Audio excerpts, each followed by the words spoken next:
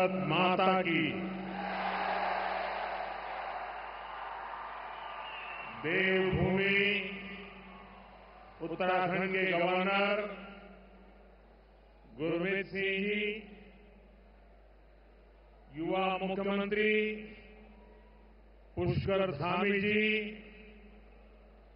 मंत्रिमंडल के मेरे सहयोगी अजय टम्टा जी, रक्षा खड़से जी, उत्तराखंड असेंबली की स्पीकर रितु खंडूरी जी, स्पोर्ट्स मिनिस्टर रेखा आर्य जी, कॉमनवेल्थ गेम्स के प्रेसिडेंट क्रिस जेनकिंस जी, आईओए की प्रेसिडेंट पीटी उषा जी, सांसद महेंद्र भट्ट जी, राष्ट्रीय खेलों में शामिल होने आए देश भर के सभी खिलाड़ी, अन्य महानुभाव,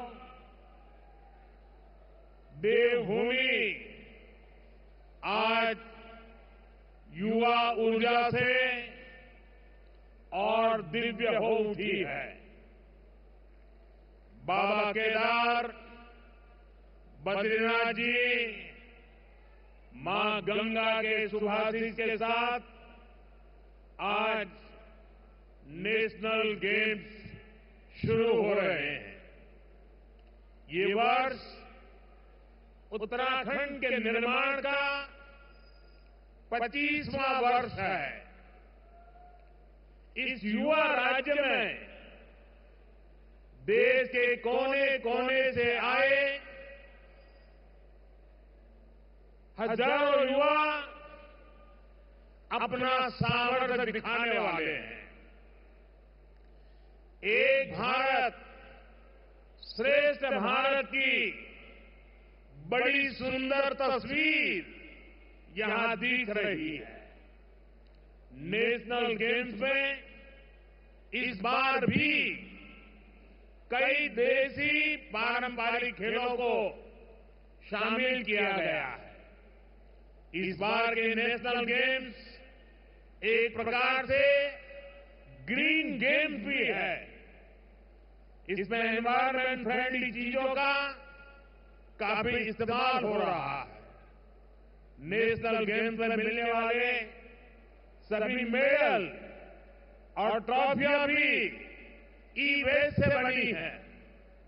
मेडल जीतने वाले खिलाड़ियों के नाम पर यहां एक पौधा भी लगाया जाएगा। ये बहुत ही अच्छी पहल है। मैं सभी खिलाड़ियों को बेहतरीन प्रदर्शनी के लिए शुभकामनाएं देता हूं।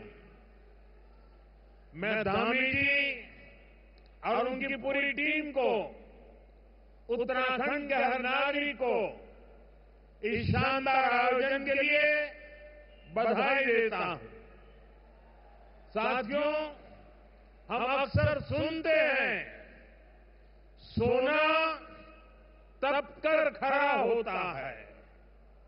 हम खिलाड़ियों के लिए भी ज्यादा से ज्यादा मौके बना रहे हैं ताकि वे अपने सामर्थ्य को और निखार सके।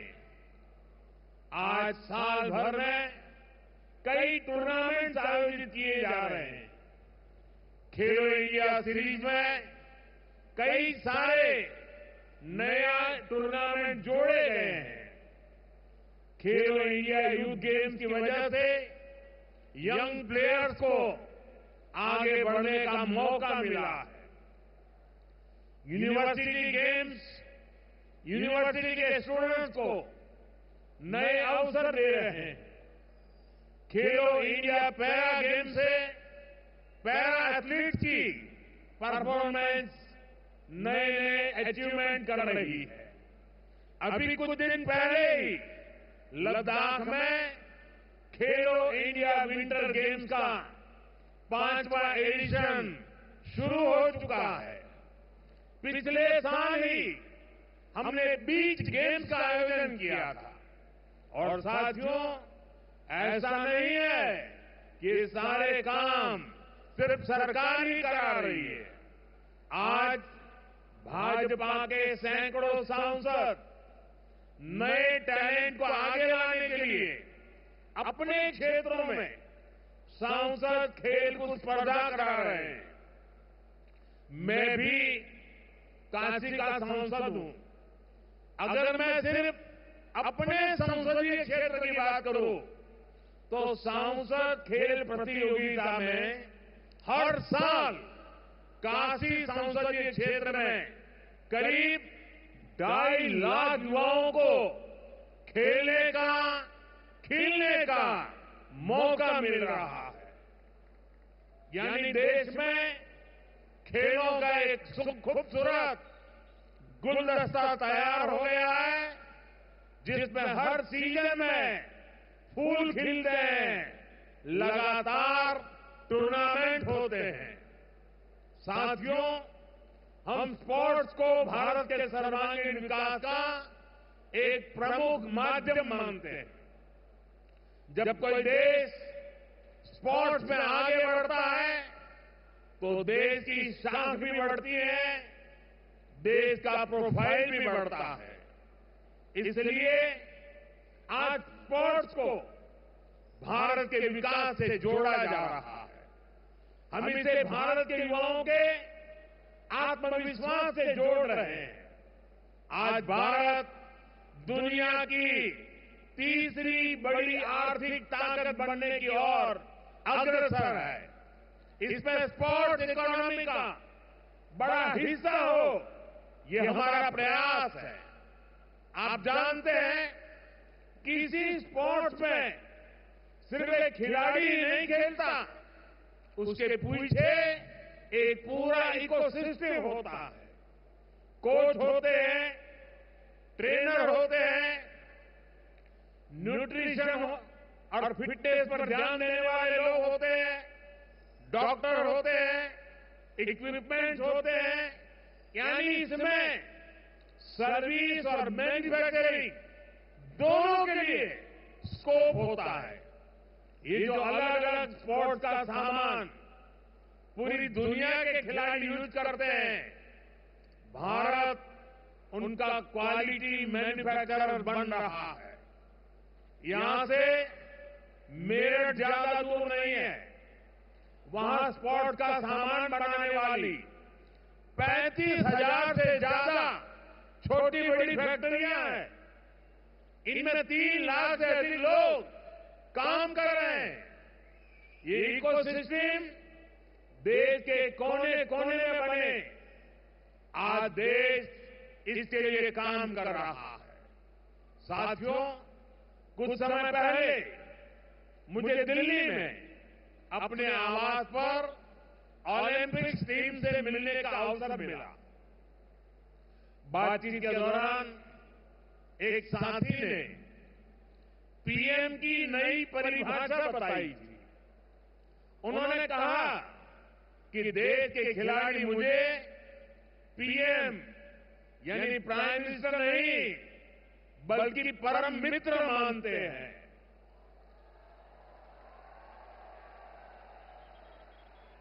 आपका ये विश्वास ही मुझे ऊर्जा देता है।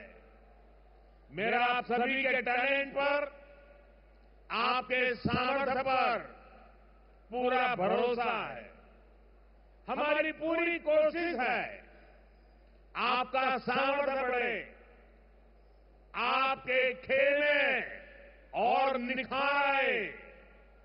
बीते 10 सालों में देखिए, आपके टैलेंट को सपोर्ट करने पर हमने निरंतर फोकस किया।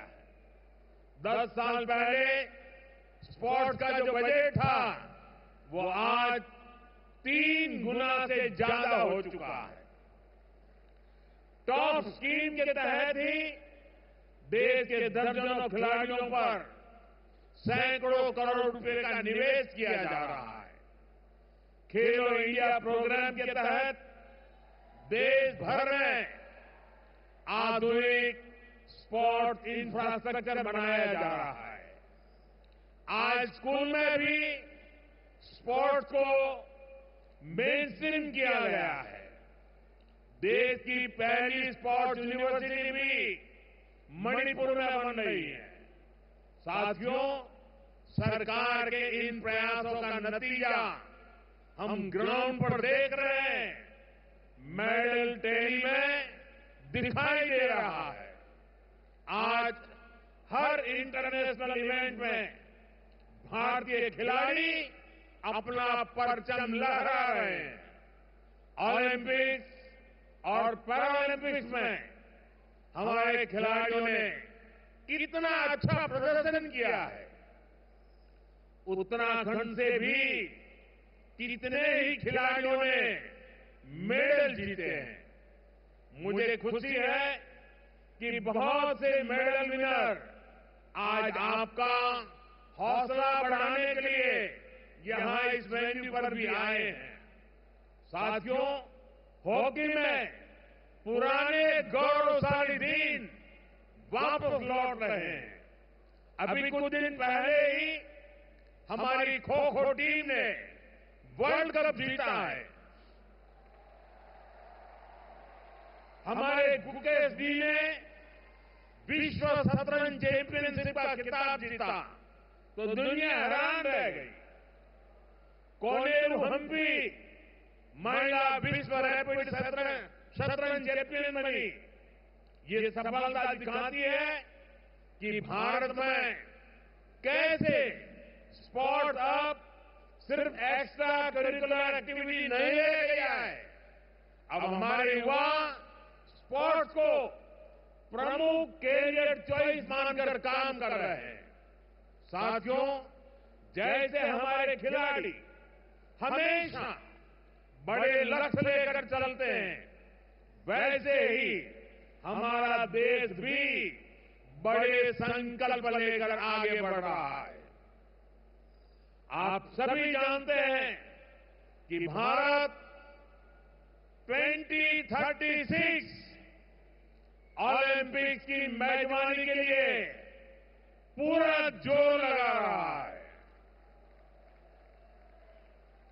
जब भारत में ओलंपिक होगा तो वो भारत के स्पोर्ट्स को एक नए आसमान पर ले जाएगा। ओलंपिक सिर्फ एक खेल का आयोजन पर नहीं होता, दुनिया के जिन देशों में भी ओलंपिक होता है वहां अनेक सेक्टर्स को गति मिलती है। ओलंपिक्स के लिए जो स्पोर्ट्स इंफ्रास्ट्रक्चर बनता है उससे भी रोजगार बनता है। भविष्य में खिलाड़ियों के लिए बेहतर सुविधाएं बनती हैं। जिस शहर में ओलंपिक्स होता है वहां नया कनेक्टिविटी इंफ्रास्ट्रक्चर बनता है। इससे कंस्ट्रक्शन से जुड़ी इंडस्ट्री को बल मिलता है, ट्रांसपोर्ट से जुड़ा सेक्टर आगे बढ़ता है और सबसे बड़ा फायदा तो देश के टूरिज्म को मिलता है। अनेकों नए होटल बनते हैं, दुनिया भर से लोग ओलंपिक्स में हिस्सा लेने और गेम्स देखने आते हैं। इसका पूरे देश को फायदा होता है। जैसे ये नेशनल गेम्स का आयोजन यहां देवभूमि उत्तराखंड में हो रहा है।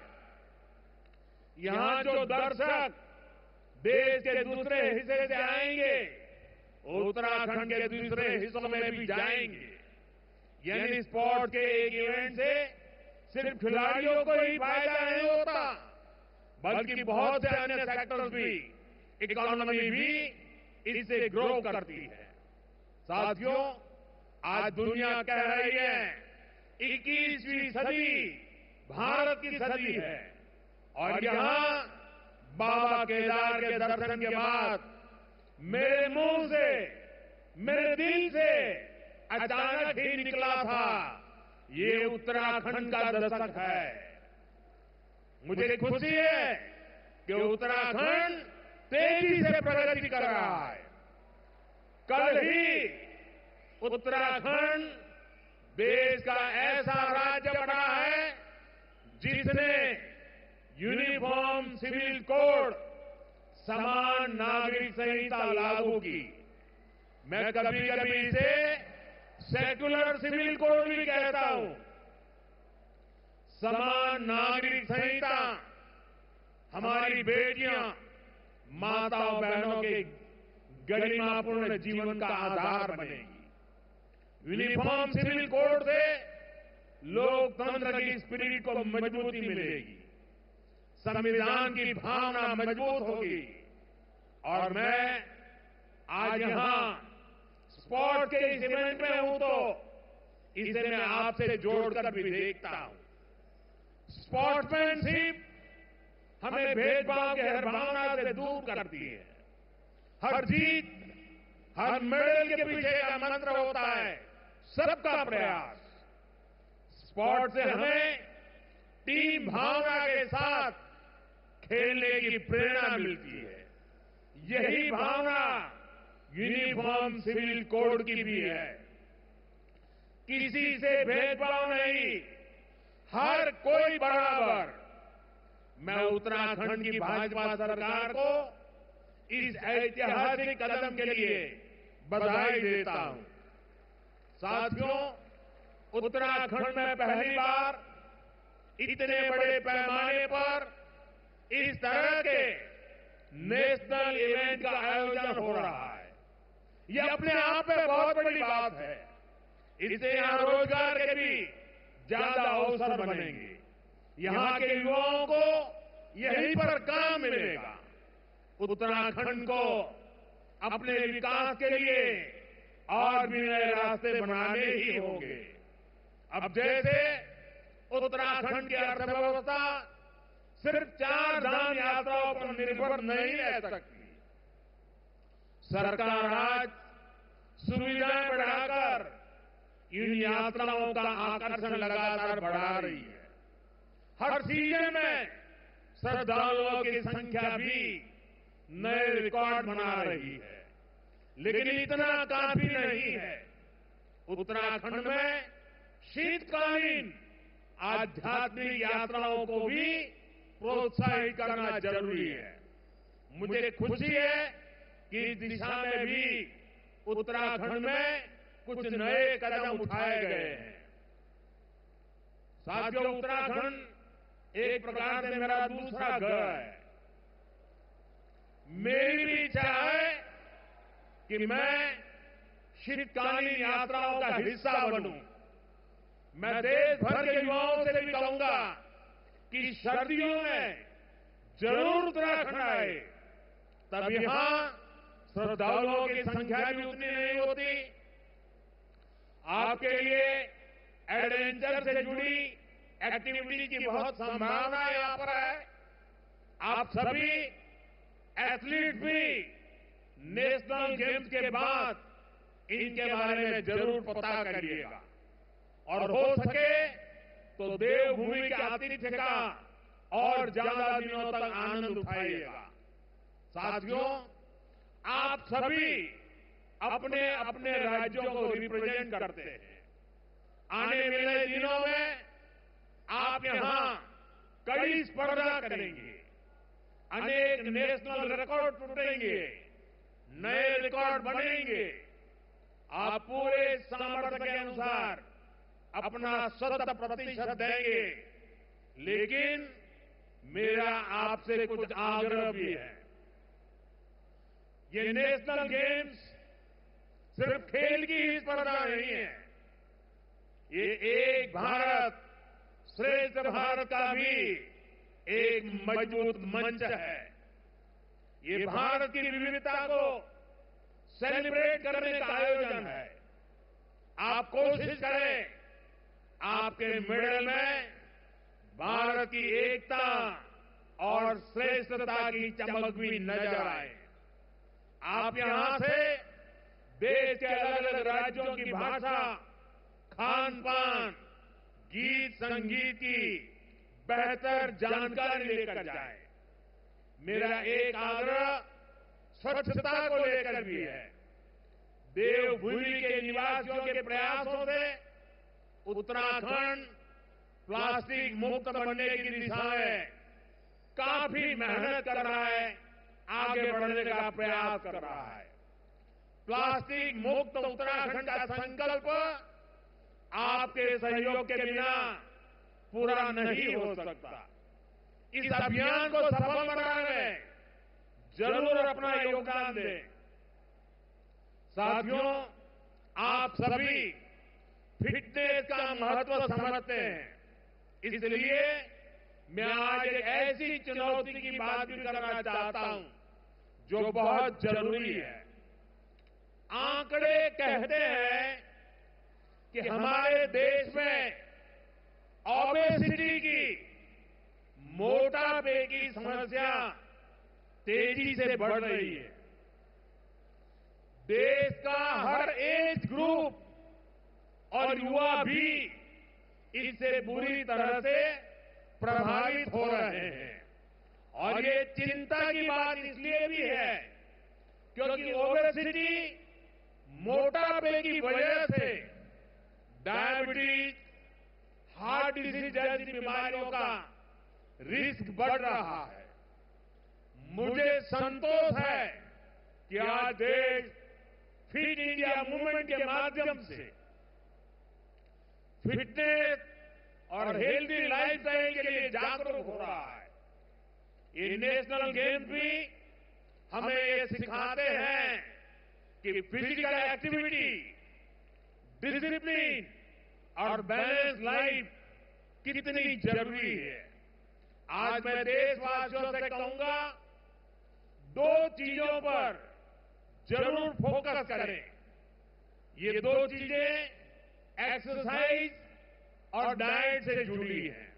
हर दिन थोड़ा सा समय निकालकर एक्सरसाइज जरूर करिए। टहलने से लेकर वर्कआउट करने तक जो भी संभव हो अवश्य कीजिए। दूसरा ये कि अपनी डाइट पर फोकस कीजिए। बैलेंस इंटेक पर आपका फोकस हो और खाना न्यूट्रिशियस हो, पौष्टिक हो। एक और चीज हो सकती है, अपने खाने में अनहेल्दी फैट, तेल को थोड़ा कम करें। अब जैसे हमारे सामान्य घरों में महीने की शुरुआत में राशन आता है, अब तक अगर आप हर महीने 2 लीटर खाने का तेल घर लाते थे तो इसमें कम से कम 10% की कटौती करिए। हम हर दिन जितना तेल यूज करते हैं उसको 10% कम करें। ये ओबेसिटी से बचने के कुछ रास्ते हमें खोजने पड़ेंगे। एक ऐसे छोटे छोटे कदम उठाने से आपकी हेल्थ में बहुत बड़ा चेंज आ सकता है। और यही तो हमारे बड़े बुजुर्ग करते थे। वो ताजी चीजें, नेचुरल चीजें, बैलेंस मील खाते थे। एक स्वस्थ तन ही स्वस्थ मन और स्वस्थ राष्ट्र का निर्माण कर सकता है। मैं राज्य सरकारों, स्कूलों, ऑफिसों और कम्युनिटी लीडर से भी कहूंगा कि वो उसे लेकर जागरूकता फैलाए। आप सभी को तो बहुत सारा प्रैक्टिकल एक्सपीरियंस है। मैं चाहता हूं कि आप सही न्यूट्रिशन की जानकारी निरंतर लोगों तक पहुंचाए। आइए हम सब मिलकर एक फिट इंडिया बनाएं। इसी आह्वान के साथ साथियों, वैसे मेरा दायित्व होता है नेशनल गेम्स की शुरुआत करवाने का, लेकिन मैं आज आप सबको जोड़ करके करना चाहता हूं। तो इस गेम के शुभारंभ के लिए आप अपने मोबाइल के फ्लैश लाइट चालू कीजिए। आप सब अपने मोबाइल के फ्लैश लाइट चालू कीजिए। सबके मोबाइल के फ्लैश लाइट चालू हो। आप सबके मोबाइल के फ्लैश लाइट चालू हो। आप सबके साथ मिलकर मैं 38वें नेशनल गेम्स की शुरुआत की घोषणा करता हूं। एक बार फिर आप सभी को बहुत बहुत शुभकामनाएं। धन्यवाद।